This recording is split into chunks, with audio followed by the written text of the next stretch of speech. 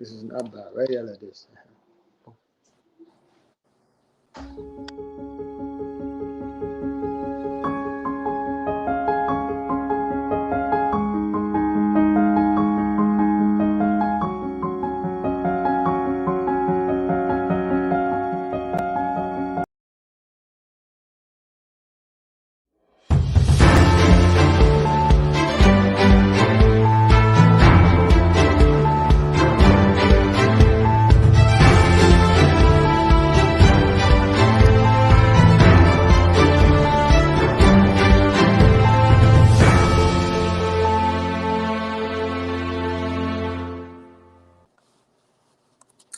Good evening. I'm Chuchu Alex Jones. With me is Willie Delor, and tonight we'll be discussing finance, money, economics on 2A Radio TV.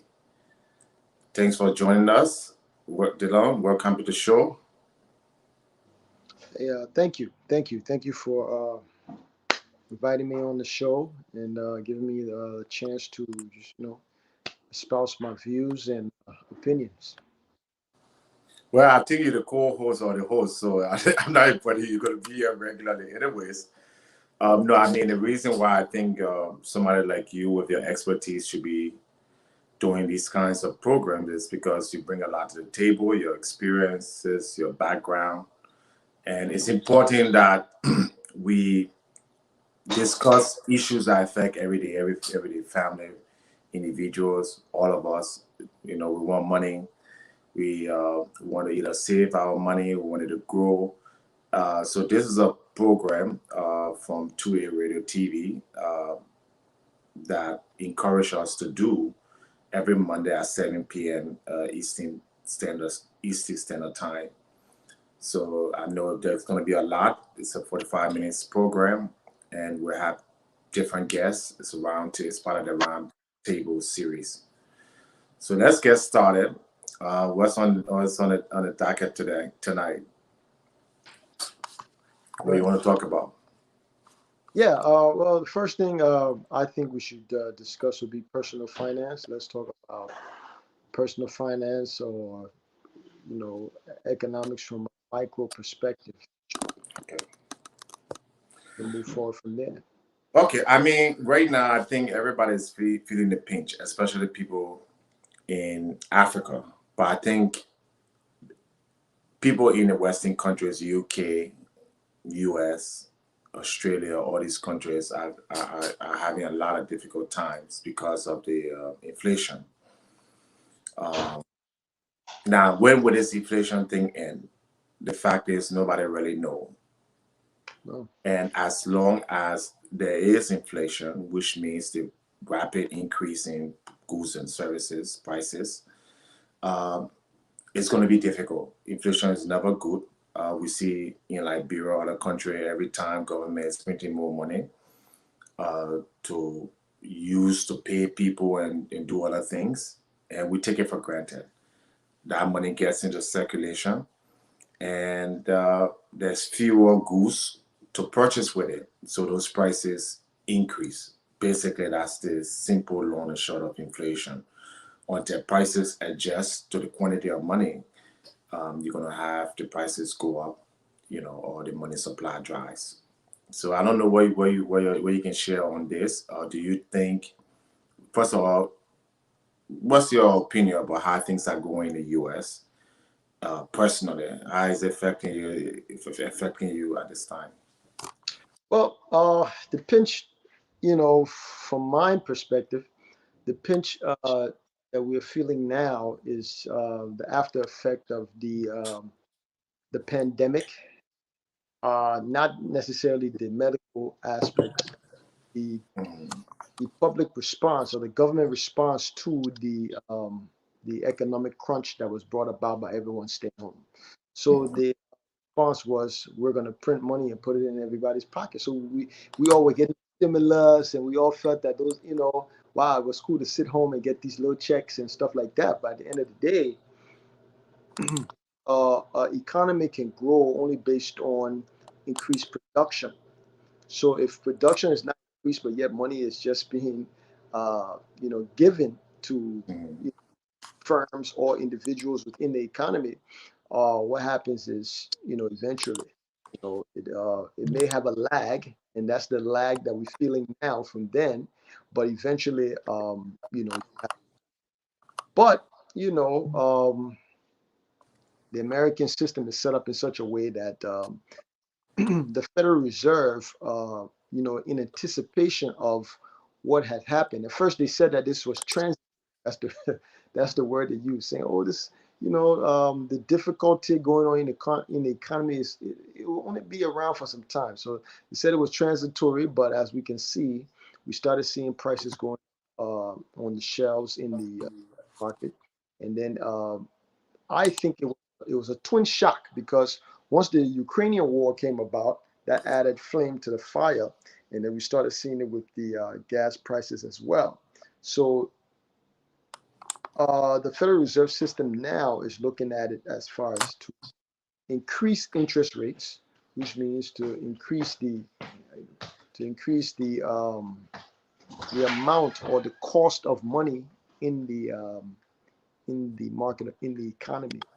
What that does in terms is to slow down, economic activity, because if it slows down the economic activity, um, eventually certain sectors too can pick up, and eventually it will help us get through the economic crunch. Now, when they do that too, it affects employment, so they have to find a happy medium, and that's what we're going through now. With employment, Do you, coupled do with you think do you think that the Federal Reserve is going to succeed in bringing inflation down to 2%, the targeted rate? It's now what 8.2 or something percent. Do you think they will be able to do that within the next couple of years, or inflation will remain above 6%? Well, to answer your question, it has happened before, and they were able to beat it before. Like Let we me we update this. we with Paul Volcker. It happened with Paul Volcker back in the late '70s, early '80s, where inflation was terrible, but they were able to increase the rates to the point and hold it, sustain it for quite a while until eventually, the economy was able to rebound. So, yes, I think it is possible, if that's your question, Mhm. but it comes down to the political will, and then the tolerance of our society to be able to go through those difficult times for a sustained period of time.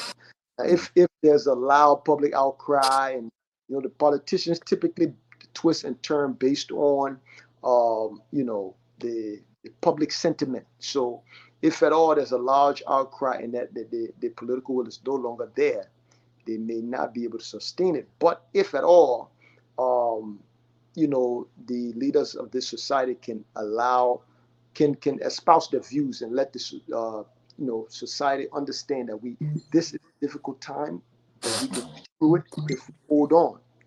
And if the typical American can buy into that, then it will be able to we will be able to hold I on. mean, my view is I don't think they're going to be able to succeed within the next couple of years. I think inflation will come down, maybe 6%, 5%. But I can't see the scenario in which we go back to 2% inflation. And the reason for my view is that one, most of the inflationary items are not controlled by the Federal Reserve. Gas prices, the war in Ukraine, those things are beyond the scope of the Federal Reserve. In this case, so even if the money supply reduces, uh, it's not going to bring inflation until you can get a handle on those things, commodity prices, the shortages, the bottlenecks. So I think they're just trying to give a little bit of hope and confidence, but I don't think we'll see 2% inflation anytime soon in the next 3, 4, 5 years. I want to remind you that Mm. in the '70s, the inflation rate was in the double digits, and they were able to bring it down to what you thought was normal. The double, Yeah, but no yeah. one, I mean, in the 80s, it can happen. It was 70s too. the late But '70s, so it can correct. happen. So I'm not saying it's not going to come down. I just don't think it will come down in the next 2 years or 3 years as they're projecting. It may come down, like you said, it started from the 70s, and inflation rose up, right, all the way to double digits. It took them 10 years. About 10 years. Exactly. And then I think up to 83 before they started bringing 82, 83 before they rate started. So it takes time. It takes a sustained period of time. It takes a sustained period of time. And I don't think perhaps it has peaked at this point at 8%. It might go to 10%. Double digits. Wow. I mean UK inflation rate now is double digit. So,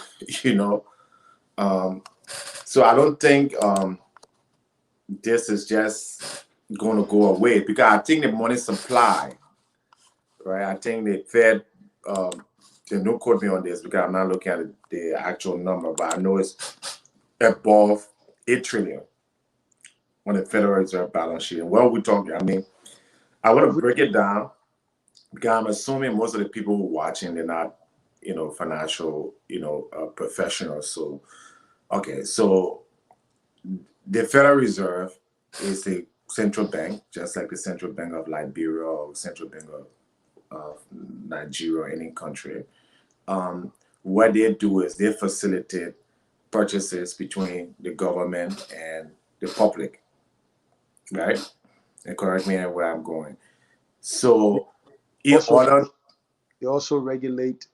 But just looking at the inflation side of it now, looking at the inflation side. So they have other mandates, bank registration, things like that. But just for the inflation, which goes into why a family is going through tough times right now, why prices are going up, and what you can do about it. I guess that's the title of the show.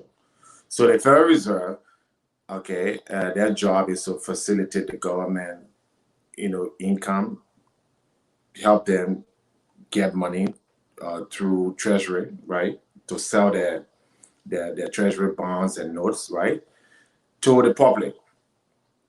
Okay, now technically they can just generate money. They can just generate digital money and do that, right? And then of course that would add to the quantity of money in circulation, correct?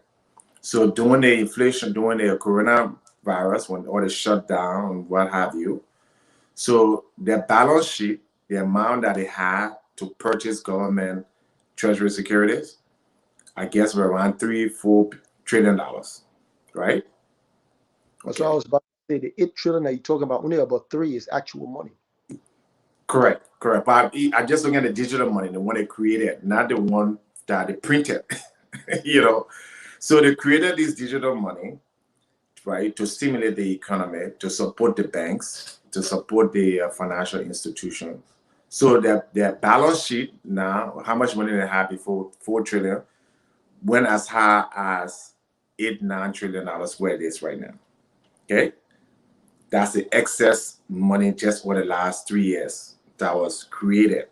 In fact, I think over 50% of all the money in circulation were created within the last 5 years. So somebody has that statistics. Over 50% or so, some outrageous number, were created just in the last 5 years. Okay, so they created this digital money, and plus the government also, issue a lot of debt. The stimulus, the $2 trillion, package that under Trump that they approved. So that's not money that's sitting down there. They have to create that money, put more money in money supply, increase the money supply. Now, what they have to do when that happens, how do you take that money out of the economy? So they take this money, the government issue debt, treasury debt, which is a IOU to say, okay, we need $1 trillion, government need $1 trillion. So the Federal Reserve, they will issue a piece of paper and say, all right, we'll pay you the $1 trillion back. And we'll pay you it with 5% every year. At the end of the 5 years, we'll give you the $1 trillion back, right? Of course, nobody has $1 trillion. So all the banks will join together, syndicates of banks, So one bank may say, okay, I want $50 million of that. Another bank will say, I want, 25 billion, sorry, $25 billion of that. So they will go to the auction on the stock exchange, mercantile exchange, or wherever. When the government issues us debt and say, okay, we have $1 trillion that we need to raise to pay employees to do stimulus, then they will purchase, they will go and take that piece of paper from the government, right? And they will keep it, right? So the Federal Reserve now is the one that will say, okay, this bank, the government owes this bank 25 billion for that piece of paper, right? So that bank has an account at the Federal Reserve. So the government will pay every 6 months that 5% interest, right? So what happens here? The government debt increases, right? And the people who are buying the debt, right? The banks and you and me, because it's in our 401k, is every family, if you got a 401k, you are holding government debt. Yeah. Correct? Yeah. All right. So in essence, the government owes you. Okay. The government owes you what enrichment was on that piece of paper. They're doing the same thing in Liberia. So the banks in Liberia, they are generating money and they are buying the Liberian government debt. So all the money you see in our case, our debt was $800 million, right? 4 years ago. Our debt now is 1.6 billion. So in the last, in the last, so in the last, 5 years, we literally doubled the debt. Yeah. Okay. We're getting closer and closer to right. the So that's how the whole inflation thing comes about. That money that people using and purchasing, and in Liberia, they say the inflation is 7%, right? Like the way they say the unemployment is only 4%. So you can take that with a grain of salt. But I believe in Liberia, the inflation is around 30%. I don't know what your view on that. Well, I would say it's I would have to say that I think it's considerably more than the 7% they are saying, because we're living in a society now that the inflation rate is higher than that. If you go to Liberia, you see that the situation is more dire. So definitely, I think it's considerably more than the 7%. But I wouldn't have an accurate um, a measure to say 20 or 30. I That's something that we have to get records. But the numbers coming out of Liberia, I think we're fudging the records, man. But why would it do that? Well, you see, for What me, sense does that make? excuse me. What sense does that make? The project, I mean, why would it do that? Well, in order for them to continue to get their funding from developmental, multilateral institutions and developmental institutions, a lot of times different benchmarks are set that they have to meet. Mm-hmm. And even if they don't meet those benchmarks, they may have to fudge those records in order to get the funding. Mm. So that, I mean, but it does that really eliminate the inflation, or is there something that even if you say 7? Don't solve the problem, Okay, but sorry, that's fucking my phone. Even if you say 7% and it's really 30%, what happens to the families and the people who are actually purchasing goods and services? well, I don't think the leadership in Liberia is organized and set up to actually meet the needs of the average person in Liberia. The government in Liberia is established and organized around a hierarchy of people, and it serves their needs. But I really do not believe that that is the true concern or intention or perspective that the government uses to go about their normal business. Their thing is, how can we in certain positions continue to maintain our hegemony, our dominance over society? That's it. Okay. So, and So, that's so I was looking at some inflation rates, the real current inflation rates of Liberia and some other countries, just so people can get a. Sorry, I just had a charge on the phone again. So people can get a sense of what we're talking about, right? So let's look at in Africa. So Nigeria inflation rate now is 33%. 33. 33%. This as of today. Kenya's is 9.6%. Egypt is 15%. Zimbabwe is 268%. Been like that for a long time. Okay, Sudan is 117%. Ghana is 37%. Wow. So you might be right with the 30%. Okay. So what is the Serenua is 28%. Malawi is 25%. Nigeria, like I said, 20.7%. So even Botswana is 13.8%. so what is Liberia? So Liberia says the inflation rate is 6.4%. You know, they're fudging the numbers. Okay, all right. That's what they say it is. Okay, and who am I? Oh, I said, like, we're gonna say, who is I to argue with that? But there's no way Ghana inflation rate will be 37%. Ghana exports, Nigeria export oil and other things, right? We import those things from those countries, right? So if they're paying a higher rate for it, there's no way we can pay a lower rate for something that we're buying for somebody, right, at a particular cost. Makes no sense. It makes no sense. Okay.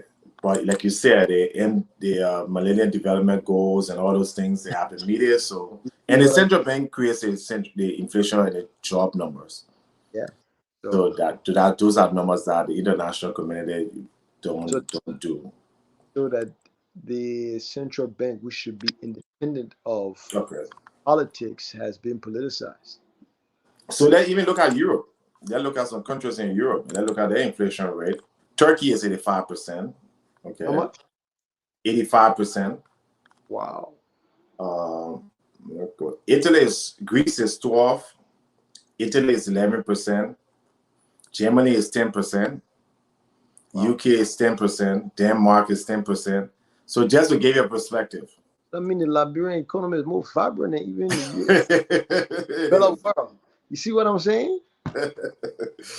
Anyways, all right. So that's it affects your family, because anything you're buying, 10% of that price is going up 10%. So you bought something, you know, let's say last month, and you go back to buy the same thing, just times say about 10, a factor of 10%. Rather. You also have your savings for people who like retirees who have fixed income. Their retirement amount may not be able to meet their daily needs or their monthly needs, because $10 10 years ago may be truly worth maybe $7 or You're talking 10 years ago, 10 months ago. 10 months ago, okay. You know, so this is what the Federal Reserve is trying to battle. The Federal Reserve is trying to bring those numbers down so prices don't rise as high. And they are saying that the U.S. inflation rate should be around 2%, where it's been for, and it's 8% right now. Okay, so in order to bring that rate down, they have to increase interest rate high enough. So interest rate right now is 4%. It was 0%,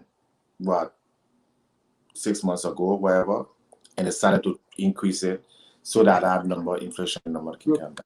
A long time. Yeah. They kept it at 0% for a very long time. Correct.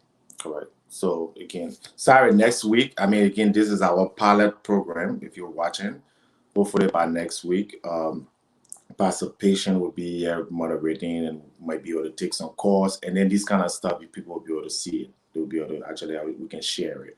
But I think we're all using phones today. So, but we like to answer questions on things like, what could you invest in Liberia? So, you were there and you have some experience. And what if so you're in Liberia today and you had $200, what could you do to earn money on that $200 at the same time, have income to fight inflation? What will you do? Well, US now, to US, somebody send that to you. What were some of the feasible things you can do to sustain yourself? Let's say the person not sending you anything after that. What else? right. I think within the Liberian landscape, we have to deal with the low hanging fruit. And in Liberia, the low hanging fruit is something that most people, because of the way the values of our society, Mm-hmm. the average person may not want to deal with it. Mm-hmm. I think the best bet would be agriculture. I think the best bet would be to take inventory of the marketplace and see what goods there are a shortage of, and then try to grow those things and supply the market. So if I had Yeah, 200, but Jelon, but you're talking to grow food, you're gonna need to get land, to take some time for it to grow. If you have $200 today in Liberia, okay, Mhm. and you need to start a business to earn, let's say you have a small family, maybe wife and kid, or you're just a single person, what can you do? I would definitely tell you what you should not do. You should not go and buy products that that would be affected by inflation. Things like commercial goods, going to Ghana and buying. But by the time you get back to Liberia and you sell that thing for $25, when you're going to go buy a new one, it would be $35. Yeah. So that's the effect of inflation. When you sell the goods that you purchase, the money is not sufficient to repurchase it. So you're always losing money because the prices to buy, and the people there in Liberia will not be able to go and pay a higher price again. So don't do those kind of businesses. Anything that has commercial, that is commercially produced. So I would agree with you that something like food, they are not considered, a commercial. They produce. So it's not like you plant something. They're not elastic. They call that Correct. economics. Yeah, correct. Elastic. That's the economic word for it. Okay, right. They're inelastic. All right. So that's one advice we can give you. Do not buy consumer goods. If you're building your house right now, if you're about to build a house or you're building a house, this is not a good time to do it because the prices are rising, and by the time you finish building the house, the money you spend to build a house would be probably 0.25% more than what you anticipated. So the house of $100,000, you may end up spending $125,000 by the time you build a house. And let's say inflation falls, and you could rent that house, the rentage will not cover. So those are things that you don't want to get involved in. So to piggyback on that point, that's where you see a lot of tech companies are laying people off. Today, Facebook just announced they're going to have a big, massive layoff. Other tech companies are doing it, Twitter, because they don't want to invest during a rising inflation period. Yeah, and typically inflation, if you have high inflation, typically may lead to a recession. And if you have recessionary times, businesses typically cut cost, and the first cost that usually cut will be labor, because that's the easiest thing. Again, low hanging fruit for them. So yeah, the first thing would be get rid of people and let's see how we can restructure. Right. Okay. Now savings you could do, you could survive. You could take the $200 and save it, but if the $200 is in US dollars, it's better to save it in US dollars, because what also is happening is the exchange rate. Again, Liberia exchange rate is pretty stable right now, but I project that it's going to fluctuate widely on the downside. I think it's being propped up by the central bank, just to keep it down to 150, 155. But our market trading rate and exchange rate should be around 200, 250. 200 and change. Yeah, I fully You agree. used to do that, so you should know more about that. So Yeah, if you go and save it, and that exchange, they run out of money, the government runs out of money, and they can't back the currency anymore, then guess what happens? It's going to have a free fall. It's a haywire. It goes haywire from there. Correct. And that's what happening in Nigeria right now. That's what happening in Ghana right now. So the government try to, support the currency, but then they run out of reserve. Yeah. And that may likely happen in Liberia. So as a family, what can we tell these people that I would say cut down your expenditure. If you used to go out every Friday night, or you used to fix your hair every week, maybe when they fix your hair once a month. Okay? Cut down on any unnecessary stuff, and then buy those stuff that prices are rising right now. Things like soap, toothpaste, because those prices are going to go up because the imported goods. Buy in bulk of those things. Yeah. I know what you think about those kind of practical things to do. I agree. I mean, that's. I mean, when as I stated before, in recessionary times, you have to cut back on spending. You have to buy those things that are only considered essentials instead of well, in Liberia, people don't eat too much, Right. Discretionary. Now, beer essential, or that depends on who you're talking to. Any kind of discretionary spending, meaning spending that whether you do it or not, you will still live, right? With food, you got to buy food, because if you don't eat, you will not live. Water, you got to buy water. If you don't eat it, if you don't drink, you will not live. Okay. But discretionary spending, things that you do, and when you just feel happy, so you and your friend, you'll go out. You have to cut back on those types of spending. You have to save a little more, because it could get worse. Correct. Yeah, I fully agree. Yeah. You're okay. Right. So no, I think, and those same advice will apply to people in America. Cut down spending. If you have a trip, or if you're planning a wedding 3 months from now, cancel or postpone, or cut back on the cost of the wedding. Maybe you're going to get a Hilton's, have it in your backyard, Yeah. I agree. I fully agree. Or skip that vacation this year. Correct. You're buying a new car, interest rates are rising. So, or even a new house. Yeah. Oh yeah, of course. You see, and that's the thing. That's the major difference with the U.S. economy as opposed to Liberia. Liberia is a cash-based economy, so a lot of the spending we do is based on your earnings. Here in America, now you have access to credit, but now as the interest rate goes up, meaning the cost to borrow money goes up as well.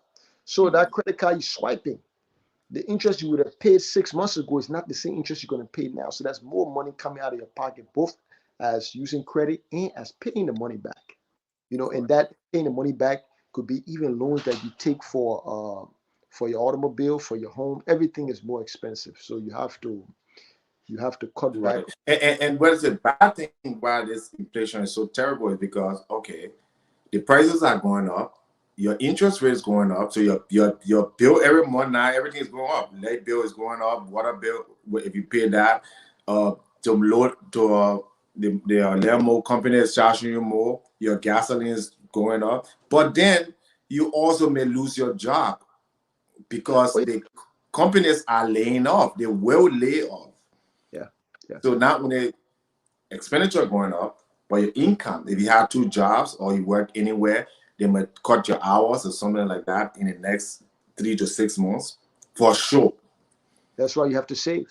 Correct. So your income, you lose that income security in these times. So yeah. So you have to be more austere, meaning you have to come up with an austerity measure. You have to be very careful how you spend money. All right. Good. All right. So I think we cover a lot from the family standpoint. Spend money. I mean, cut down your costs. If you're eating cassava 3 times a week, maybe eat it one time now and eat. Right. More dry That's rest. the other thing. Okay, if you're hanging out, and then is savings. Last point. The savings rate's going up. So if you save, you're gonna get more money in your savings account, right? Yeah, yeah, Correct. yeah. Okay, so you can do that as well, and it's Save, always good to have cash. save Okay, more. so let's go to the business side because there's the family, how it affects you personally. On the business side, you run a small business or thinking on starting one. What would be some of your advice to do? Uh, well, the thing about business is, uh, in good times or bad times, you can still make money. Okay. Even in recessionary times, there may still be opportunities. So my thing would be to look at the business landscape and look at opportunity, look for opportunities that you may be able to take advantage of to make money. Now, an example of that would be just earlier today, I was listening to NPR, and there was an interview of a guy that he had a local like a grocery business, you know, Mhm. or little neighborhood grocery store. And when COVID came, the entire business shut down. Right? He Mhm. lost the business. But he said what happened for him is that the little money he had, he reopened a bicycle. Yeah, I think I saw that. Oh, you saw that too. Okay, so Yeah. he was renting bikes out. He said really biking was his pastime anyway. It was something that it was a hobby for him. He enjoyed. So, but he noticed that it was a lot of people started renting these bikes, and just they would drive, ride around the neighborhood, ride around, come back. But Mhm. he said the reason he did it was because he noticed how he felt during the times that he rode a bike. It gave him a feeling of independence, but at the same time he had solitude. And he noticed that ever since then, business Mhm. has been an uptick. So even though he lost one business, he found an opportunity in the present time and took advantage of that, and that became a thriving business. So I'm just saying that in every, see, after every dark night is a bright day. In every disappointment, there may be a seed of opportunity. So in these times, that doesn't mean that you should just sit down, fold your hand, put it between your feet. You could still find opportunities even in a down market. I mean, even in the stock Right. market, stock go down, the people make money. When the stock go up, the people make money. So, I'm just saying, open your eyes, and Right. then the opportunities there. You know. Absolutely. Yeah, because a lot of times I think people will cut down on one activity. Let's say if you used to go out, I remember when I lived in Tampa where, man, Friday night, Saturday night, everywhere is packed. Everybody's out.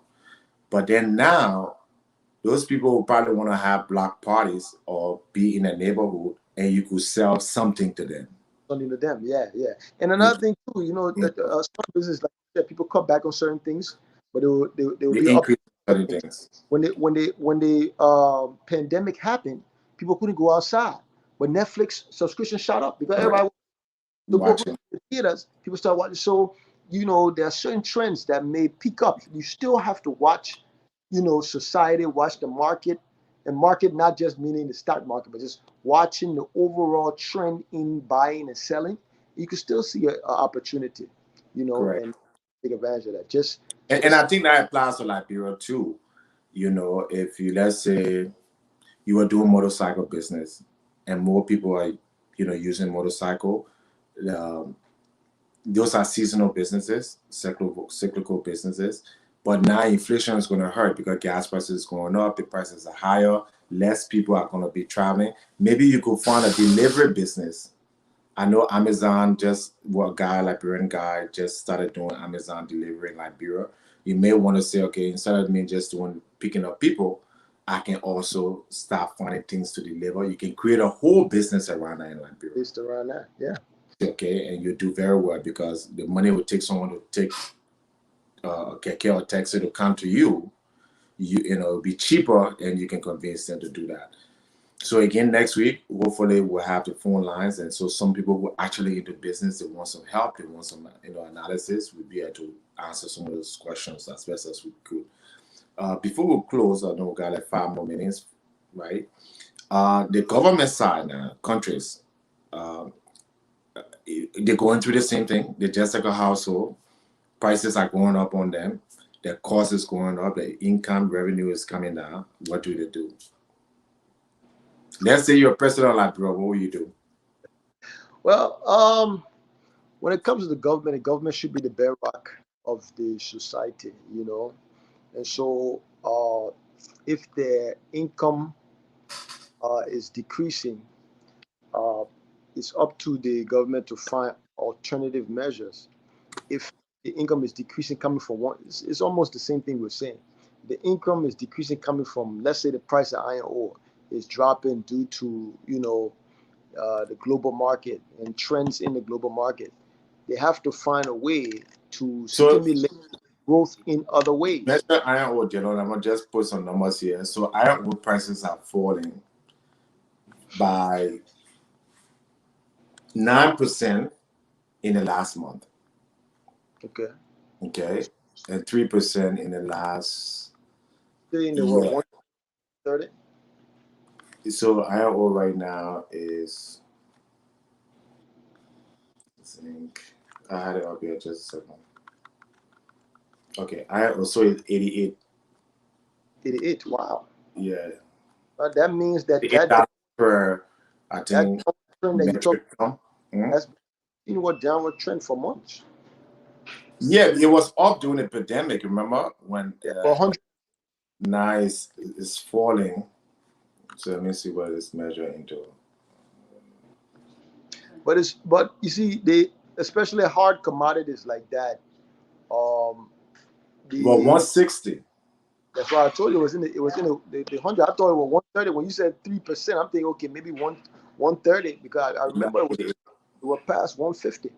So yes, That from that means 150 to 80, that's more than a 3 or 6%. or half. So that means government, that no wonder government going to struggle the next year because all the producers of iron ore, you're not going to be getting those royalties.